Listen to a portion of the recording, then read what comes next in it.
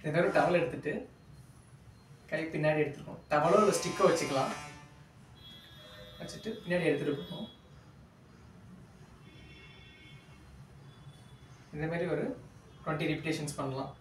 இது பண்ணும்போது என்ன ஆகும்னா இங்கே ஸ்ட்ரெச் தெரியும். இந்த மசில் ஸ்ட்ரெச் ஆகும்போது உங்களுக்கு இந்த பாஸ்டர் போகாமல் இந்த பாஸ்டருக்கு வரும். அதுக்காக இங்கே ஸ்ட்ரெச் ஆகும். இந்த மசில் வந்து டைட்னஸ் குறைக்கிறதுக்காக இந்த எக்ஸசைஸ். ஒரு பில்லோ எடுத்துட்டு பில்லோவை உங்கள் அப்பர் பேக்கில் மேல் முதுகில் இருக்கிற மாதிரி வச்சு படுத்துக்கணும். இந்த பொசிஷனில் படுக்கும்போது என்ன ஆகும்னா உங்களுக்கு இப்பயும் இந்த தெரியும் அந்த ஸ்டூப்பிடு பாஸ்டர் முன்னாடி கோன் விழுந்த மாதிரி இருக்கிற பாஸ்டர் வந்து சேஞ்ச் ஆகும். இதேமாரி டெய்லியும் வந்து ஒரு 10 மினிட்ஸ் படுத்துக்கலாம்.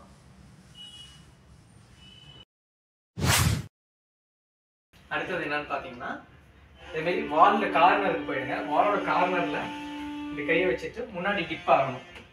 உடம்பு முன்னாடி விடணும், கால் பின்னாடி வச்சுக்கணும். ரொம்ப க்ளோஸாக இருந்துட்டு கையால் புஷ் பண்ணக்கூடாது.